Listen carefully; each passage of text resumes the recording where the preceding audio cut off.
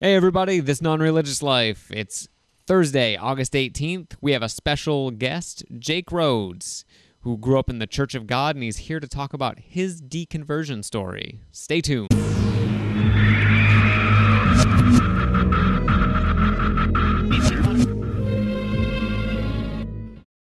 I thought I was a good Christian. Jesus died on a cross. I go to church every Sunday. This got out here. Then I read this, that Jesus died on a cross for a rotten hooker. I thought The very lies the serpent told to Eve in the Garden of Eden. Garden of Eden. Garden of Eden. The gospel of Jesus Christ. Spreads confusion and promotes lies. The gospel of Jesus Christ.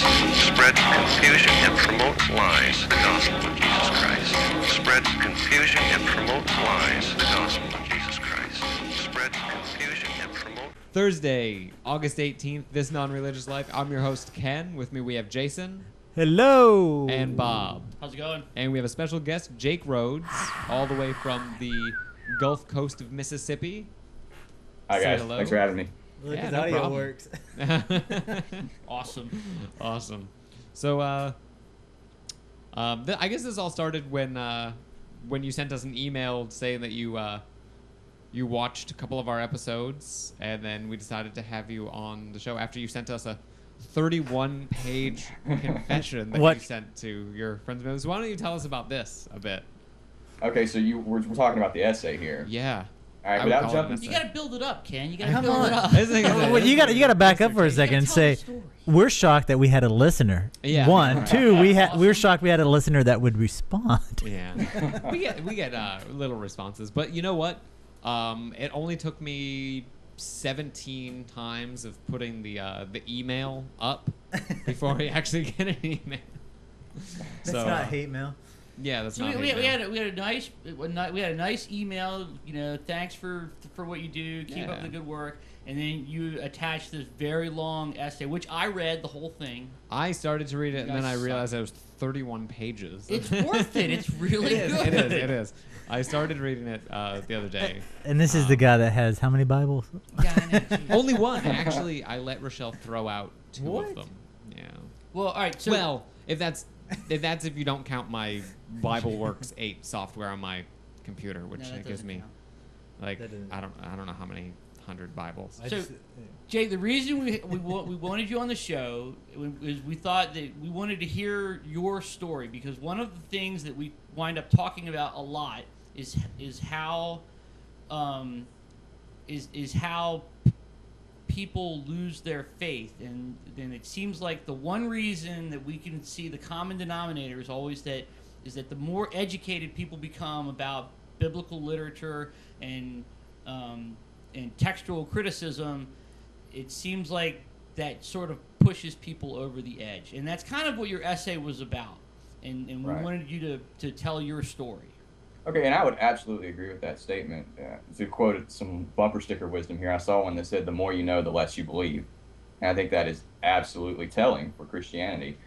I grew up fundamentalist Protestant. We're talking Pentecostals, Church of God in South Mississippi. So the belief system is, I hate to be so negative, but it's very, very willfully ignorant. And, it's based on the premise that the Bible is absolutely inerrant, the infallible Word of God to mankind, and it is authoritative. But if you ever start to read into it, you either do one of two things. You either reject that notion, or you end up rationalizing some horrible things. And that's what I found myself doing. For a long time, I was rationalizing things and putting issues out of my mind, such as Old Testament genocide, which you guys have touched on that numerous times, and I don't have to beat a dead horse and go into a lot of details there. We know what's in the Bible, and it's terrible, some of the things that are in there. And then you run into contradictions, and the differences among the Gospels. The synoptics themselves are not entirely harmonious, and the differences between the synoptics and John, things just become less and less coherent, or at least that's the way they appeared to me.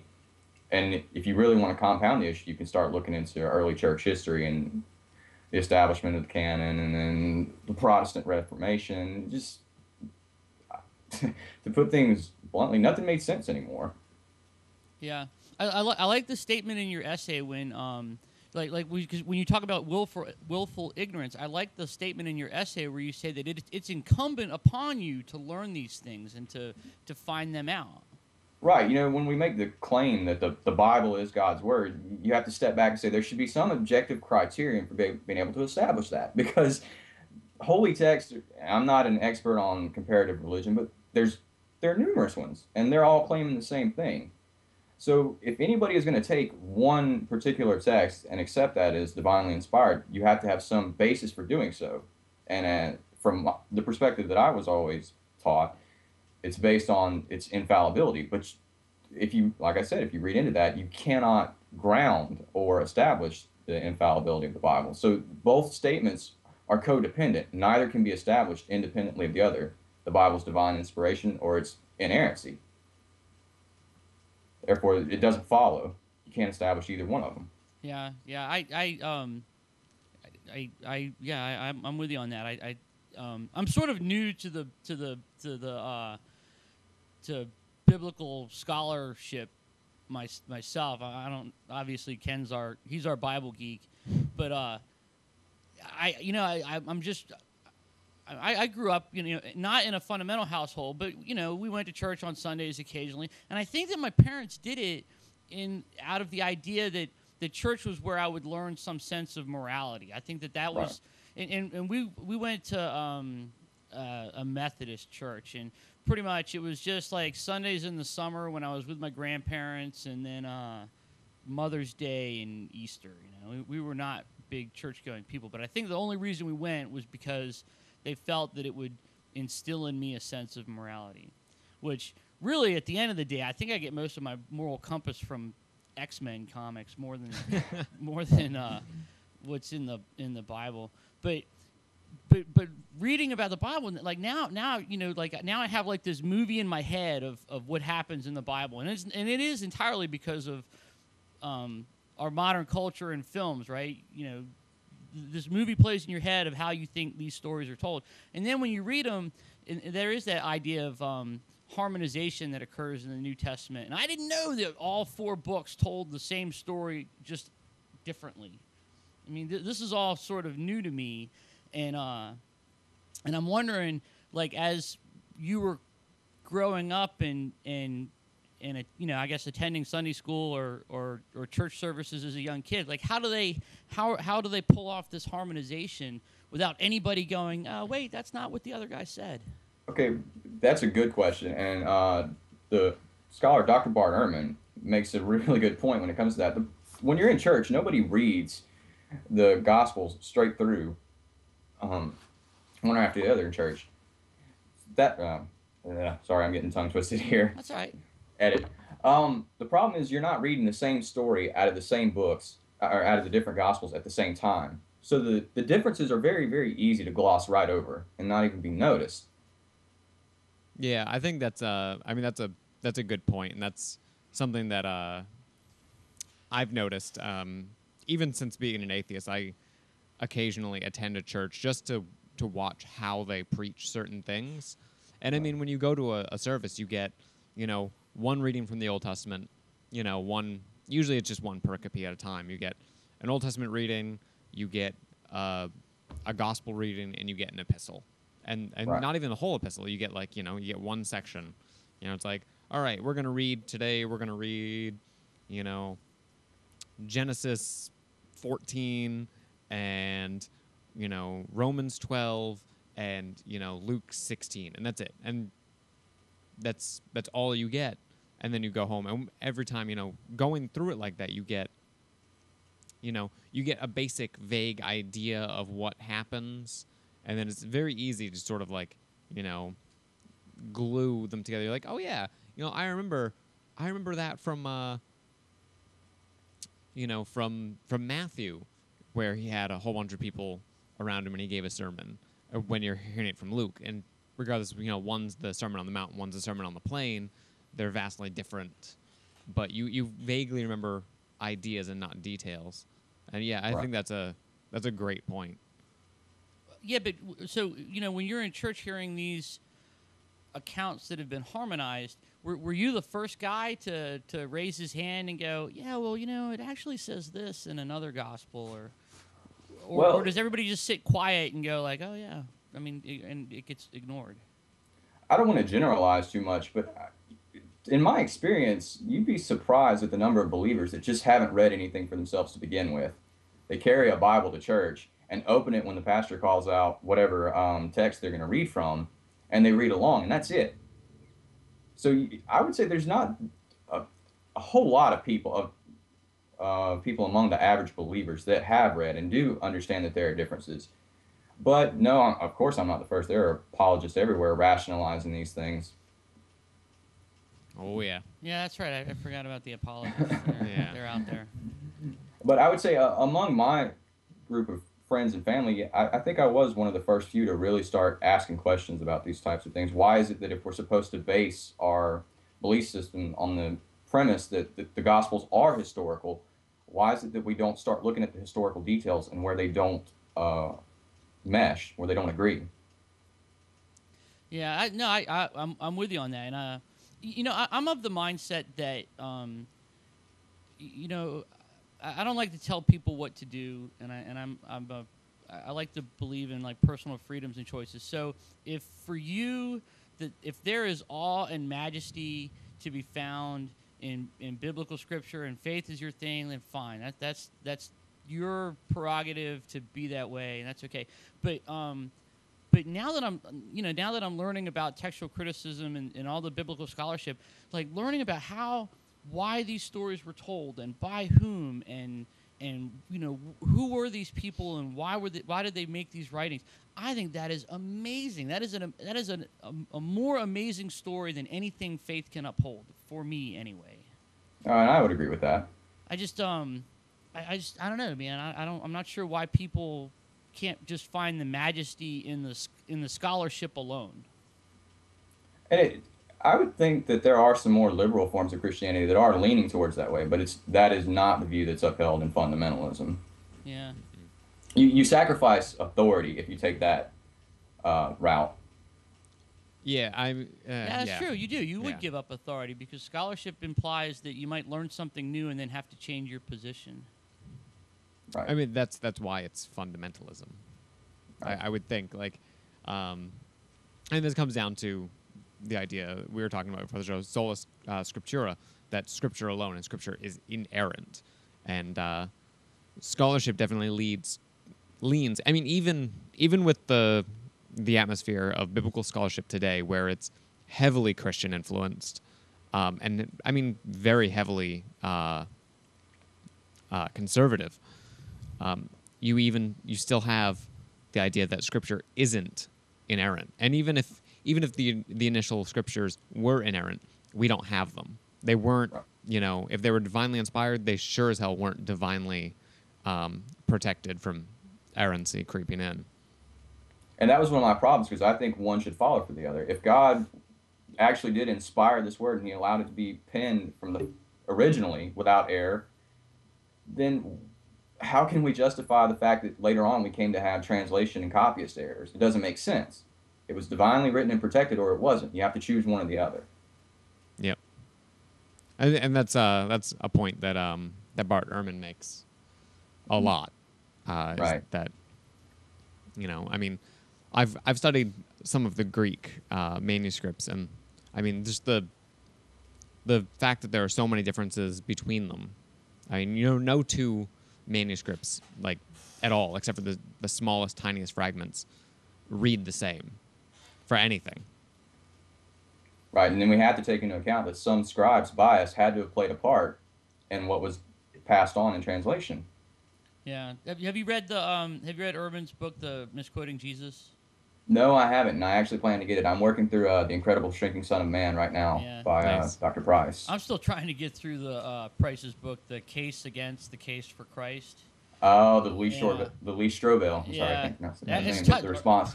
Price is tough, man. I have to I wouldn't read want him his... writing a book criticizing me. Right. Yeah, I know, right? And we joke that Price is like Price is drinking from the fire hose. Yeah. I would agree. He throws a lot of air. Ehrman's a little easier to read, but Misquoting Jesus is really, really a good book. And it's interesting. I think you'll find that book in particular of interest because the first couple, 30, 40 pages in it, Bart Ehrman tells a story very similar to your story about growing up and being saved and being a fundamentalist Christian, and then asking the very same questions that you asked. Right. Mm-hmm. And I agree. I've heard him make the statement a lot of times that he left the evangelical fold kicking and screaming, and I can absolutely relate to that sentiment because that's what it feels like. You know, if your entire existence is based around this certain belief and it starts to corrode, and you start chipping away at core principles of it one at a time, it's really unsettling, and you fight like hell to hang on to it, but you can't. Well, also there's the element of people. I was talking to a guy the other day. I won't mention his name because I don't know if he wants me to share, but he used to be really, religious, going to church and stuff, and now he doesn't necessarily claim himself as an atheist, but he claims himself as a non-believer, and he says that he won't listen to songs that talk bad about religion because when he did, bad things happen to him once, and he thinks that he still has that inherent teaching that, God is always watching, God will always punish, or, send you signs or whatever. So even though he doesn't believe, he still has that ingrained in him that he's afraid to really speak out against it because there's going to be some biblical repercussions on him, or, He needs to, read a statistics book or something. Yeah. That's called confirmation bias. Well, that's what I told him. I said, when I was a kid, I used to listen to Slayer. And when I was 16, I was driving my car, and I was listening. As soon as Rain and Blood started, I had a blowout. But that doesn't mean anything. Yeah. Because what about all the times you listened to Rain and Blood and you didn't have a blowout, right? Well, I just got the album. That was the first time you listened to it. Then I had a blowout. But it still doesn't mean that. Was it on 8-track? He was on cassette, man. What do you say? I'm going to kick your Well, so leaving the evangelical fold, kicking and screaming, how did that affect you, or has it affected your personal life? And I don't mean to pry, but this is what we're talking about. Oh yeah, no, this is fine. It's a strange thing because church was such a big part of my life, and even when I started, losing some basic beliefs and just becoming what I would call more liberal in my view of Christianity, not necessarily agreeing with scriptural inerrancy, I still found it perfectly normal to go to church. It didn't bother me, but later on I started to find myself disagreeing with so much that was preached that I couldn't put myself in there. But that's been a part of my life since as long as I can remember. So it was hard to leave the church, but it was even worse knowing that I have to come to terms with the fact that most of my friends and family hold a belief system that now if they know where I stand, they have to come to terms with the idea that they believe I'm going to suffer unspeakable torture for eternity. It wasn't so much worried about that I was worried about myself or the way things were affecting me, but I was worried about how everyone else was going to feel about this, not necessarily what they would think of me, but how they're going to be concerned about me, because that's a terrible thing to have to deal with, the thought of the Christian hell, especially for a loved one. Yeah. And you can imagine how a mother feels if she's going to be concerned that one of her children is going to burn for eternity. It's terrible. Yeah, no, I've seen that a little bit, not so much in my personal life, but other people who have come out as atheistic, that their friends and family are mostly, it's not like they're mad or they think that they're a bad person. They're mostly that they're upset that there's this divine punishment waiting for them at the end of the line, and that's the part that bothers them the most. Right. For a while, it was a little awkward, too, because I was so devout and sort of outspoken about my beliefs that people would start discussing topics with me, and we're getting into theological debate, and that's kind of a big bomb to just drop on somebody in mid-conversation. By the way, I don't believe any of this anymore. I'm an agnostic. You just can't do that. It doesn't work.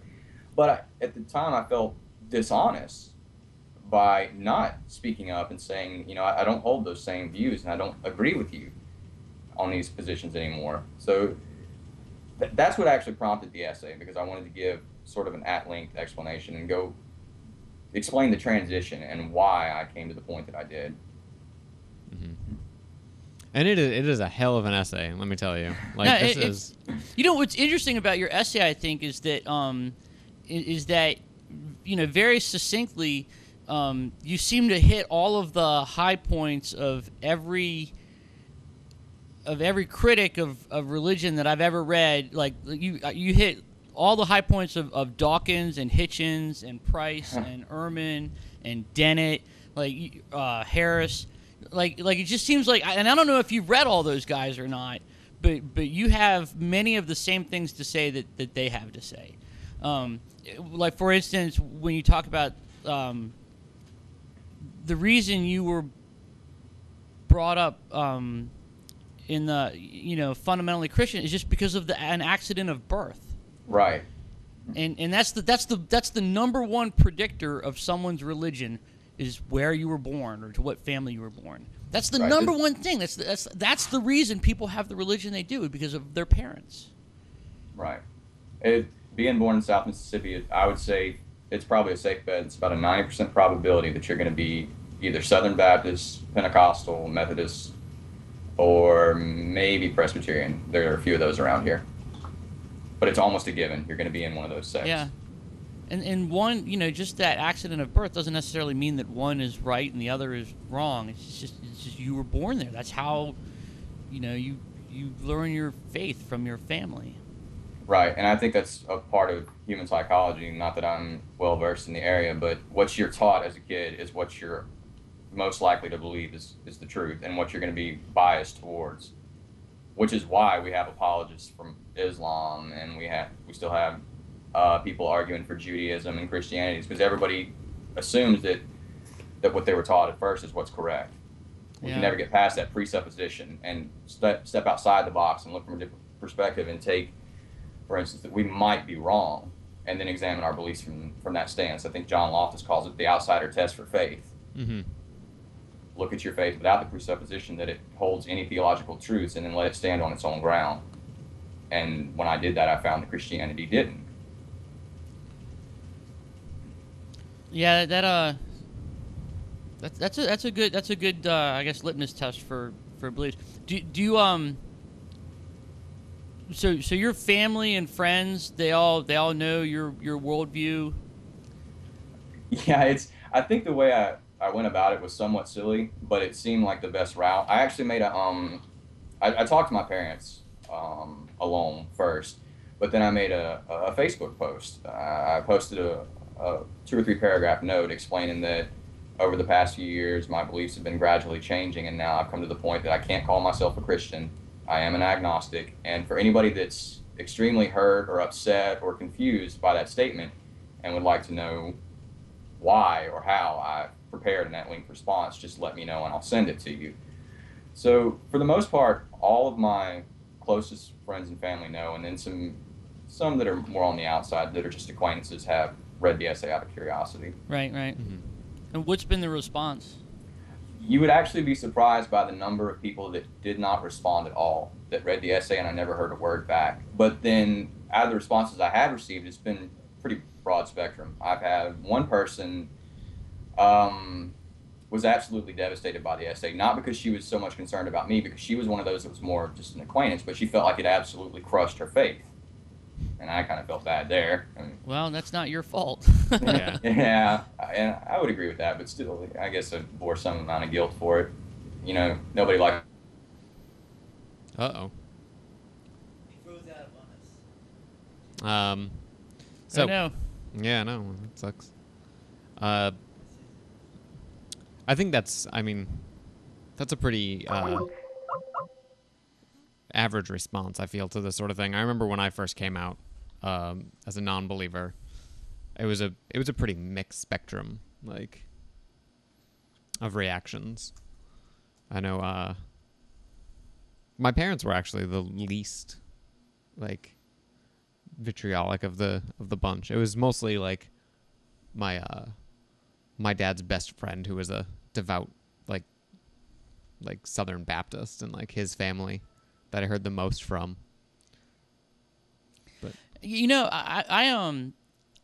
I feel like again, like I got off light. Like I said, my family was never very much into church going.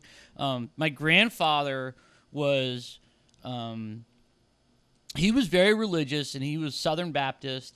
And the worst thing about him was that he considered the idea of evolution offensive. Like that was offensive to him. Yeah. And but by the time I had figured all this stuff out and sort of like proclaimed myself an atheist, he had already been dead and buried. I mean, he'd been gone a long time. So and he's the only one that would have had an issue with it. Everybody else in my family has always been very liberal in their views, and they might not be fundamentally Christian, but they were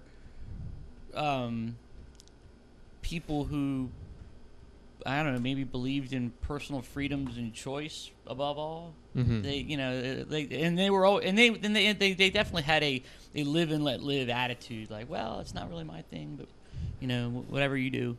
Well, I just have to bring up the attention that Jake went offline, so he lost connection. So, and the only reason this happened is because he doesn't believe. Yeah. Yeah. And he was about to say something really profound. And God said no.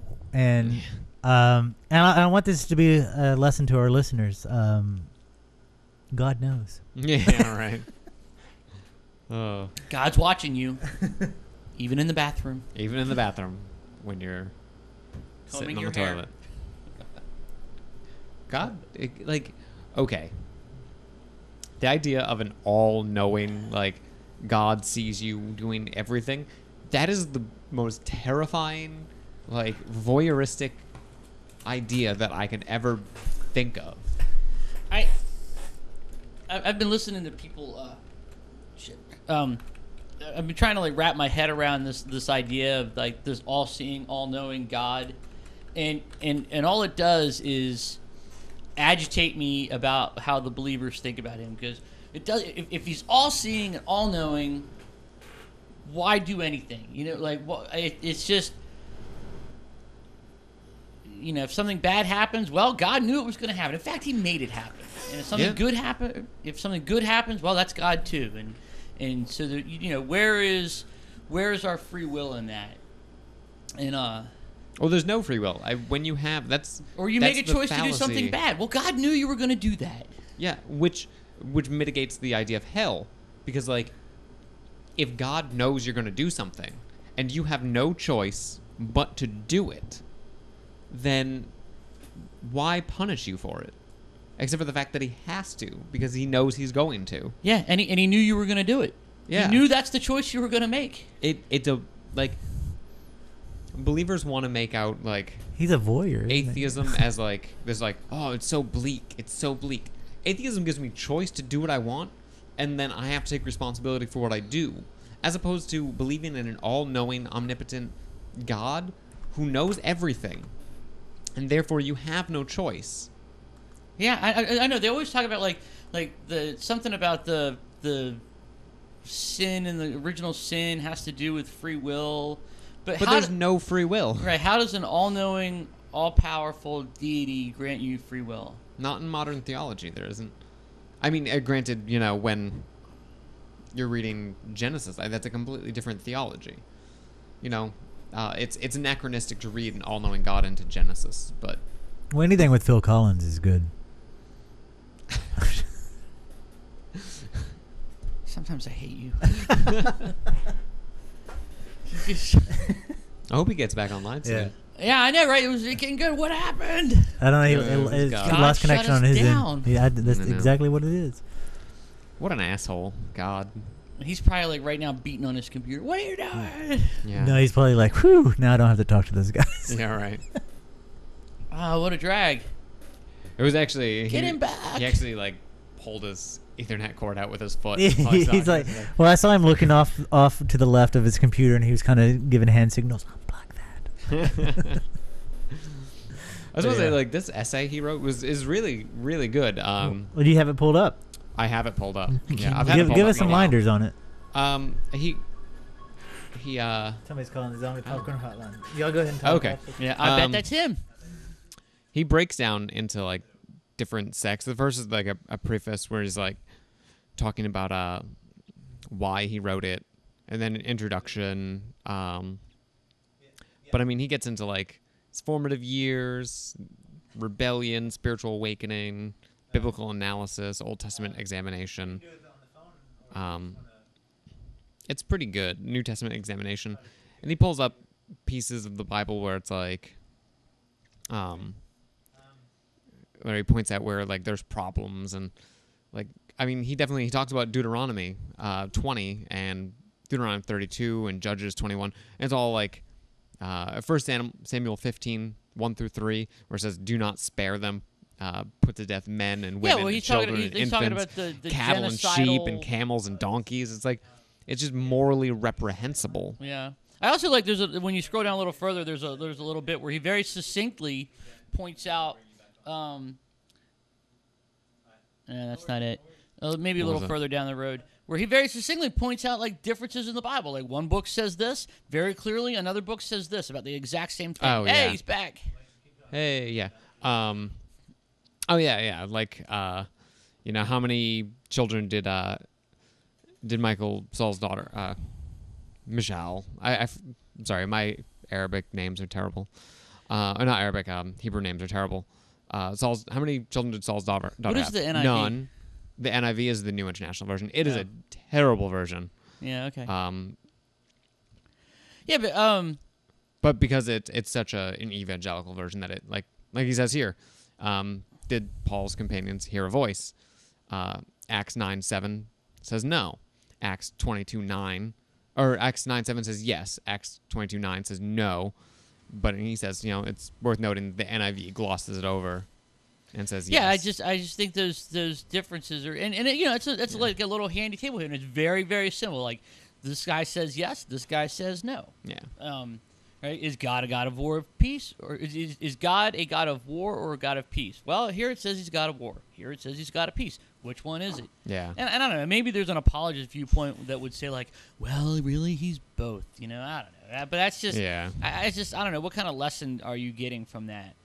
I would say no lesson, but whatever. He gets into the development of the Christian church, and he quotes lengthy passage from Martin Luther's book on the Jews and their lies. Yeah, that's weird thinking of Martin Luther as a raging anti-Semite. He was a raging anti-Semite, but bad news. It's hard to say whether he was a raging anti-Semite or not. He was just really pissed that they wouldn't join his church. Like, they didn't agree with him when he expected them to. Like, he expected that the Jews weren't Christians because of the problems of the Catholic Church. And, when he started his Reformation, they didn't join up. He got really pissed. And, is he back? He is back. Sweet. We have him back on. Hey, welcome back. Welcome back. Thanks, glad to be back. We were Technical joking that issues, you man. were upset that it was kind of a crappy interview, so you pulled your Ethernet cord out with your foot. It was That- either that or God smited Or you. God smited you. One or the other. I'm going with the God smiting because, I love it when God smites. That's awesome. I mean, Governor Perry taught me. Yeah, right. Which, I mean, presidential candidate Perry. Oh my God. Anyway. Honestly, like, I think he has a snowball's chance in hell. Well, that's Yeah, he funny might. because But if you read Dante's Inferno, as long as the seventh layer of hell, then he has a really good chance. Yeah. It's all icy. But enough of my nerdishness.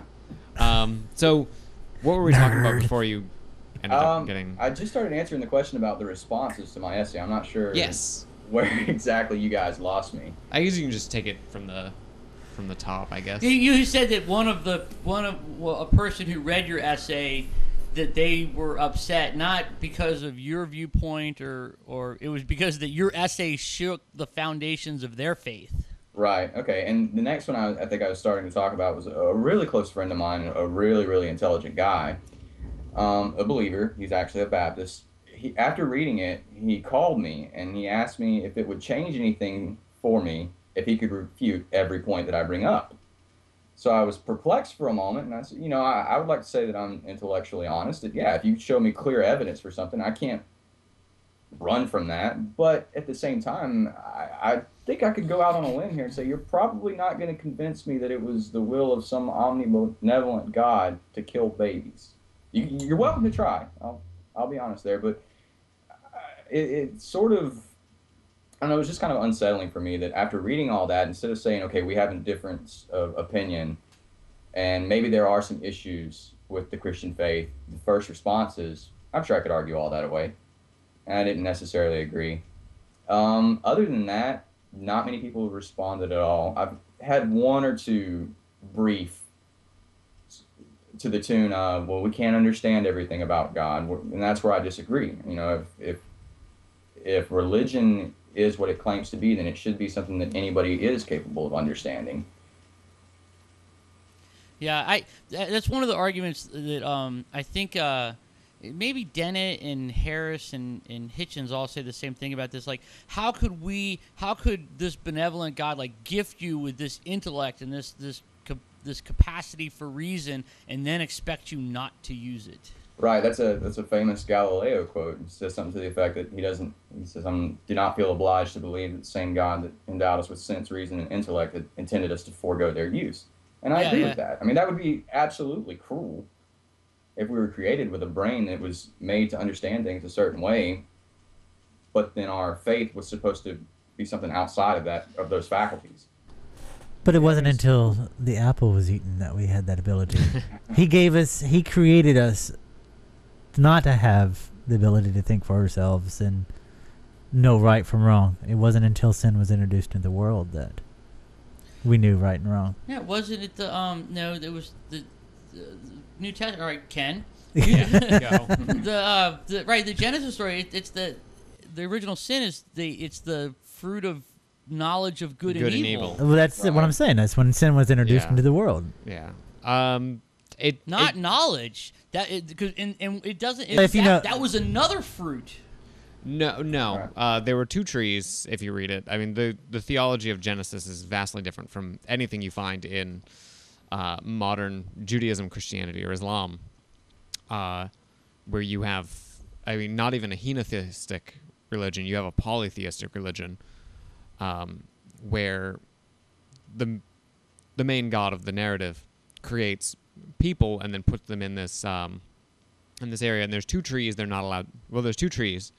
The tree of the knowledge of good and evil, and the tree of life, and they're allowed to eat the tree of life. In fact, the gods eat the tree of life. It's sort of like the ambrosia of Greek gods. It's what they eat. It keeps them alive forever. And Adam was supposed to live forever. You know, I mean, what's the point in creating some sort of gardener for your perfect little garden if you have to keep creating him? You know. But they weren't allowed to eat from the tree of the knowledge of good and evil, which was supposedly the only thing that separated humans from gods. And then that's why it says in Genesis, you know, lest they become like us. So they have to exile them from Eden for eating from the fruit of knowledge, and keep them away from the fruit of life. Because they're like, shit, you know, we're going to get outvoted if, you know, now they can procreate, and they're going to know good and evil, and they're going to be immortal. We need to get rid of them. See, I've been to Sunday school a lot where they told that story, and none of it sounded like that. It was never like that. That sounded much cooler. Yeah. That's because they teach it from a modern Christian slant. It's a harmonized viewpoint, too. Yeah. Well, exactly. They're reading monotheism into a polytheistic story. Oh my gosh! So, all right. So here's an interesting segue, and I wanted to. This is like a question I've been saving up for Jake for a while, and this is sort of like, I don't know, maybe engineer to engineer, because I've found that most people who are educated and have their PhDs and have been to higher education that still adhere to religion and faith and believe in creationism and the Genesis story, they're engineers. Why is that? Have you seen that? Because I have. Yes, and I would say, if I had to guess, I would say, at least from like electrical and mechanical engineering, we don't have to take a lot of the natural sciences.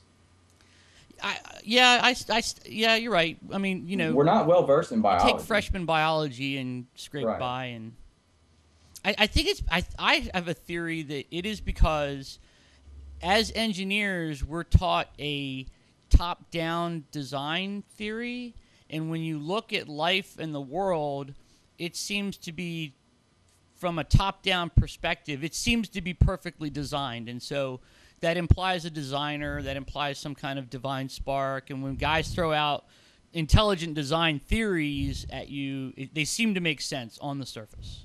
Right, and I think part of that has to do with what Ken mentioned earlier with confirmation bias. You're going to see that if you're looking for it, but again, I'm not very well versed in the natural sciences, so I won't pretend to be, but let's just look at this at top glance. If the universe is perfectly designed for us, if humans are the sole purpose of all of this, isn't it a little strange that the sun that we require for life gives us cancer if we don't take human methods to prevent ourselves from overexposure to it?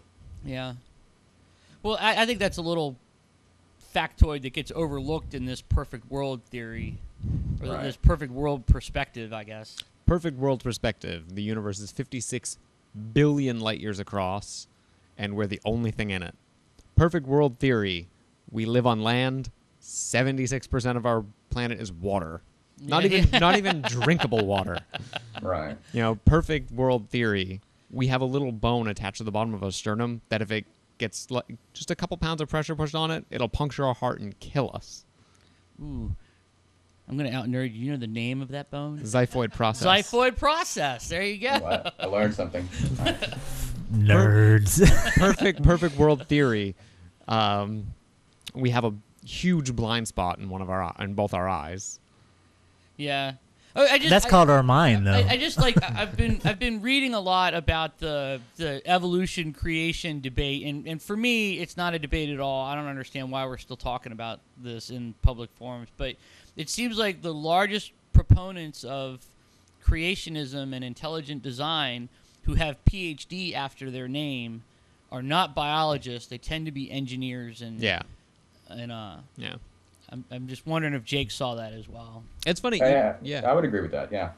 I've noticed it too. Like I went to school for engineering before I started going into more humanities stuff, and I actually have started talking to some of my old classmates, and one of them is like, he is hardcore Christian, and I'm like, it's weird because we both went to school together, for electronics engineering, and like it's strange to think because I know he's a very smart kid, but yeah.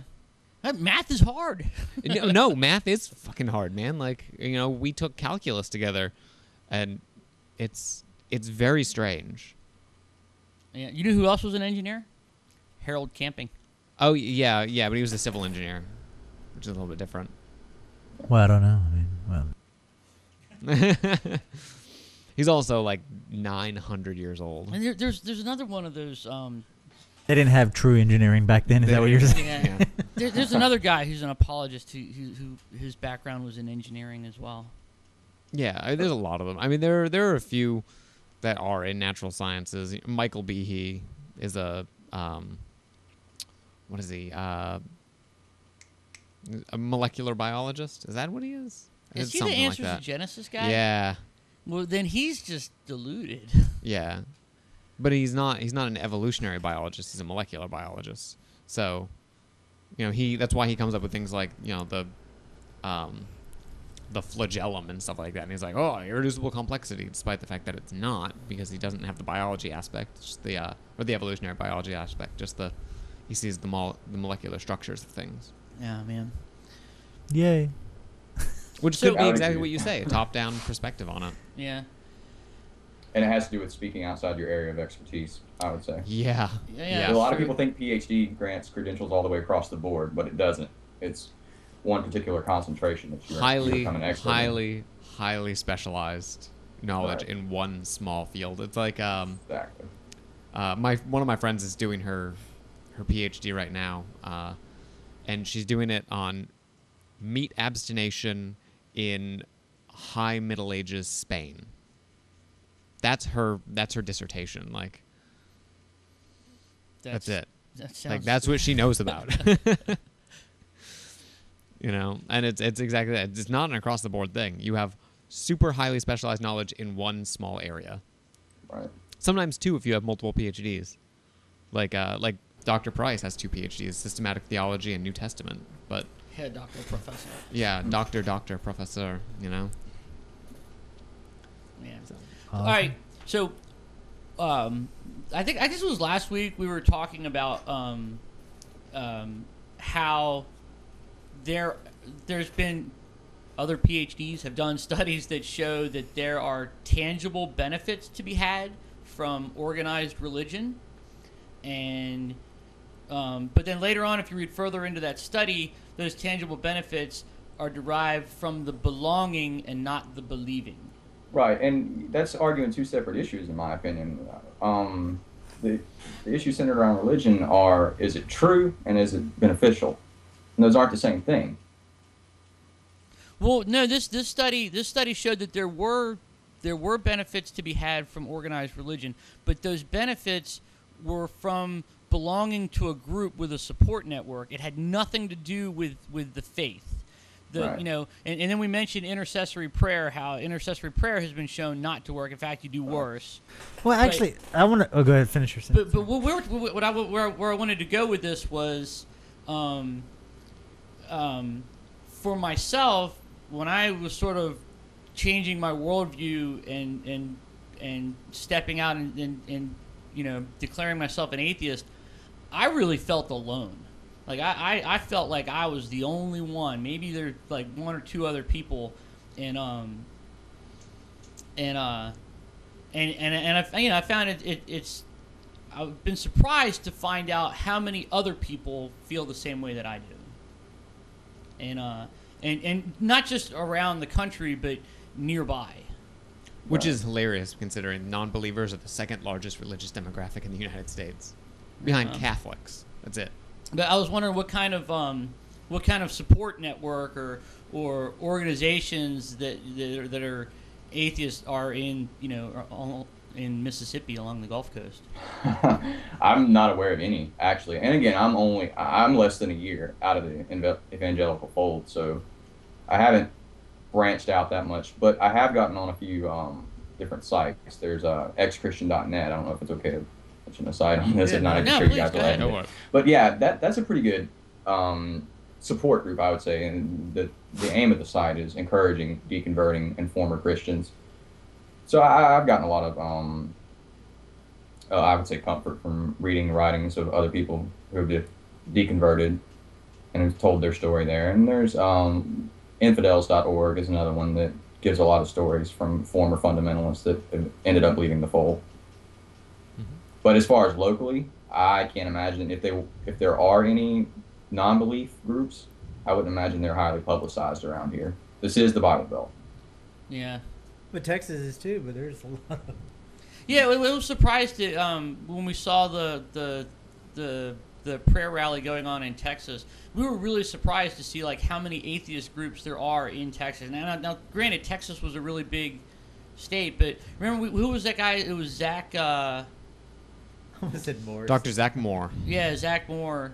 I mean, there were. I was really surprised to see that a state that I thought would be the most religious had a lot of atheist groups there, organized atheist. And they were groups. huge too. And yeah, and I don't know. I was it made me wonder if maybe those groups were there as sort of a backlash to like how religious the state was overall. And I don't know. Maybe Mississippi is the same or worse. I don't know. It's hard to say. All right, I should look into that. I mean, that's an interesting speculation. Here's a to site my for knowledge, you. there aren't any public groups. Here's a site for you. Maybe. msatheists.org. I'll make a note of that. Looks pretty good. Mississippi Atheists. Okay. Yeah, I mean, really, like I think that our next step as our little 3-man organization here is to organize some kind of atheist or at very least like some kind of skeptical meetup or some kind of skeptics drinking in the pub or drinking some social event to see who shows up and just to see what kind of response we would get. Right. And I think that would be important too, because that was another thing lost that hasn't really been replaced since leaving the church, because that is a huge part of your social life.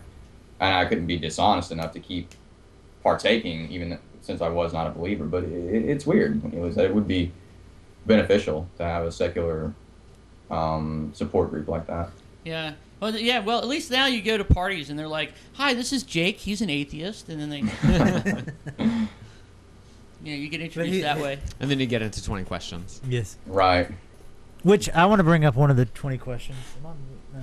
Since we talked about it last week and you brought it up this week, you were saying like the prayer to heal studies, and you're saying that it actually, okay, in the belief of like, okay, praying to God does not help, does not do anything to cure your sickness or whatever. But you also said in the study it showed that it did worse. Yeah. How can you, if you don't believe that it's going to help you, because it does nothing, how can it? I don't understand the concept that it does worse. Okay, so what the study was, it was one particular study, and we should probably like provide a link to it. Yeah. And it was a study on intercessory prayer, and they were heart patients that had bypass surgery, and they showed that, and I think Ken said it too. They were divided into three groups. There were patients that were being prayed for and didn't know it. Yeah. The first group was that they were being prayed for and did not know it.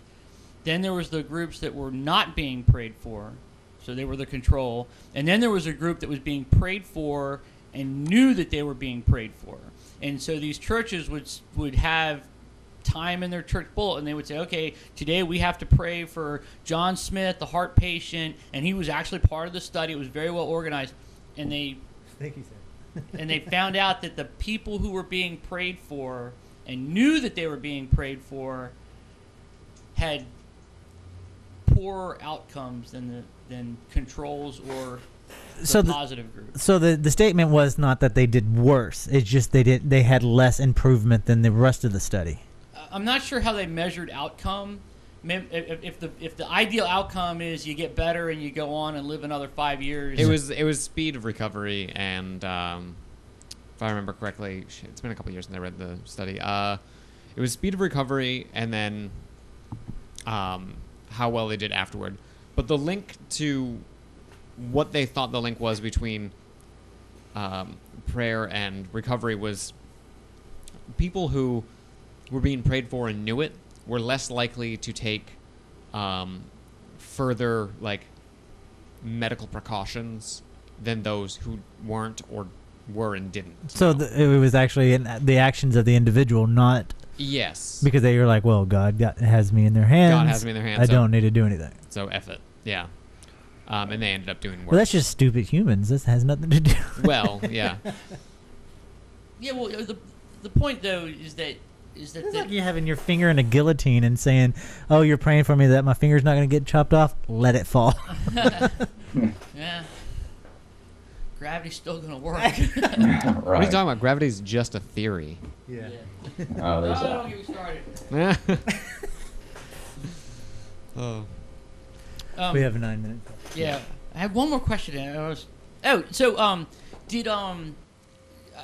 Jake, did you see the that Pew Foundation study that recently came out about it was broken down into groups, and they asked them questions about religion, and it turned out that the atheists did better than they did the best. Although if you look at that a little closer, it was the atheists did better about questions about religion overall. Comparative and religions. then the Mormons did the best about questions regarding Christianity. I think actually white evangelicals did the best with Christianity overall.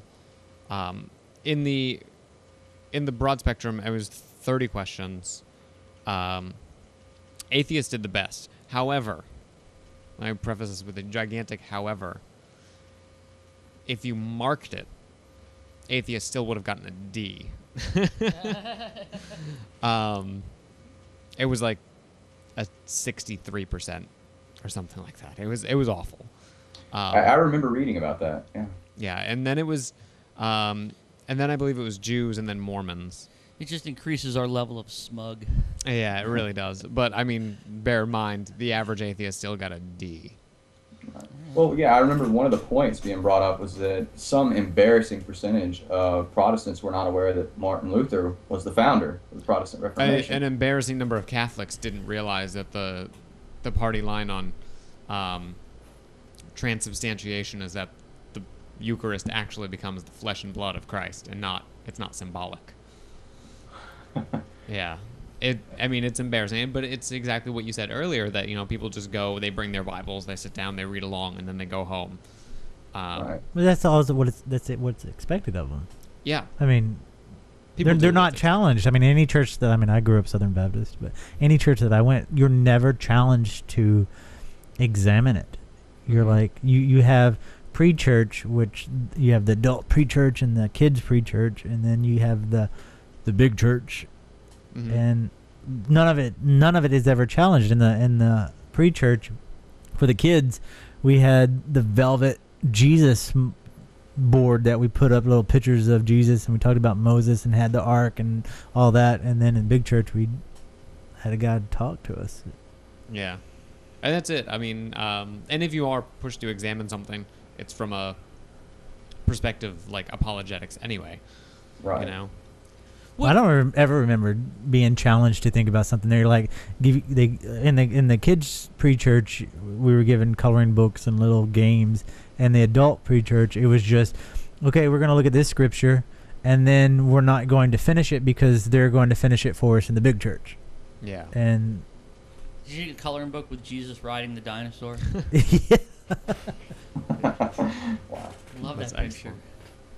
So, what do you think about what do you think about the compatibility of religion, faith versus science?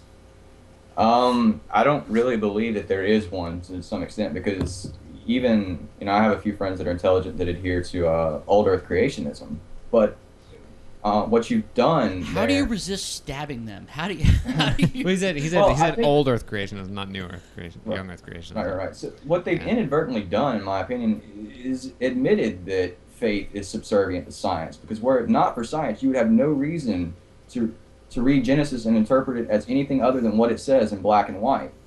You'd have no reason to try to come up with some liberal interpretation to justify what science has proven about the age of the earth.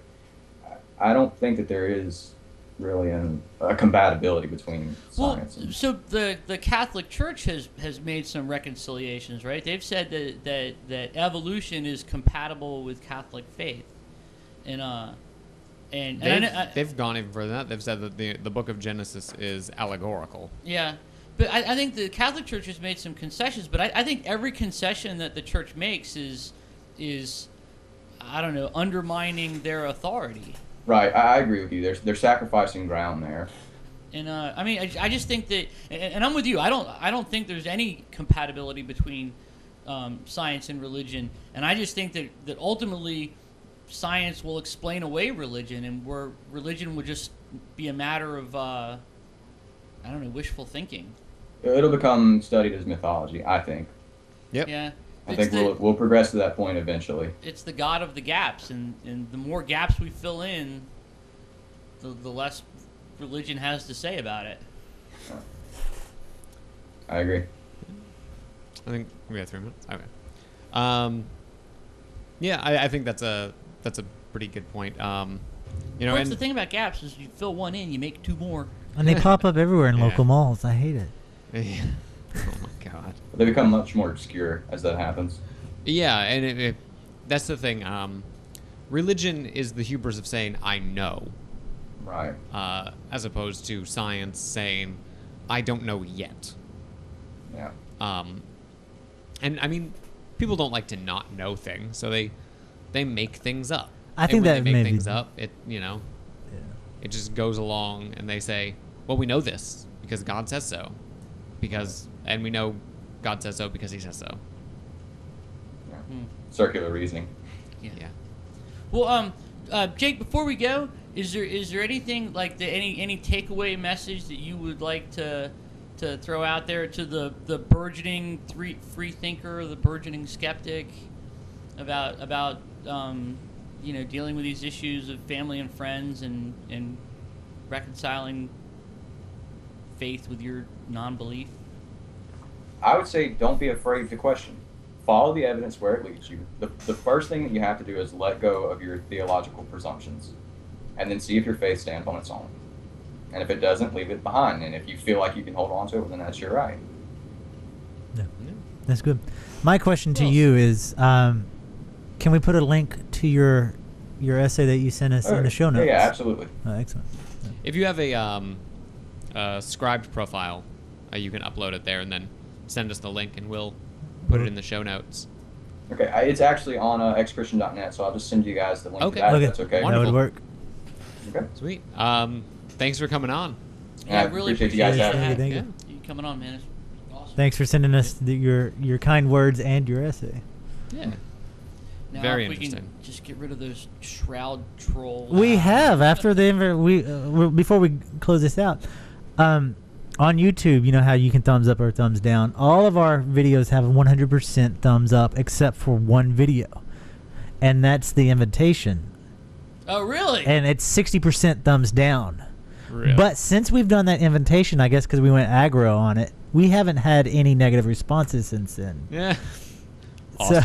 So, so they thumbs down that video and quit responding to us. So I guess something came from it. I don't know. But Yeah. anyway, close it out. All right. Yeah, again, thanks, Jake, for coming on. If anyone has any comments, outbursts, questions, they want us to cover something, you can call us on the ZPN hotline, 757-337-2195.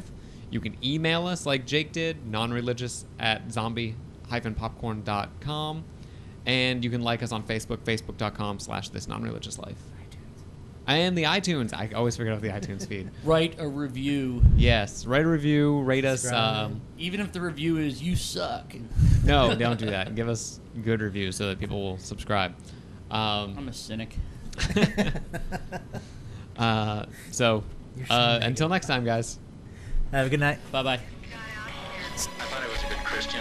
Jesus died on a cross. I go to church every Sunday. This got out here. Then I read this Jesus died on a cross for a rotten hooker. I thought I was a good Christian. I go to church every Sunday. I thought I was a good Christian. I go to church every Sunday. I'm a very religious person. I thought I was a good Christian. The very lies the serpent told to Eve in the Garden of Eden. Garden of Eden. Garden of Eden. The gospel of Jesus Christ. Spread confusion and promote lies. The gospel of Jesus Christ. Spread confusion and promote lies. The gospel of Jesus Christ. Spread confusion and promote lies. The gospel of Jesus Christ. Spread confusion and promote lies.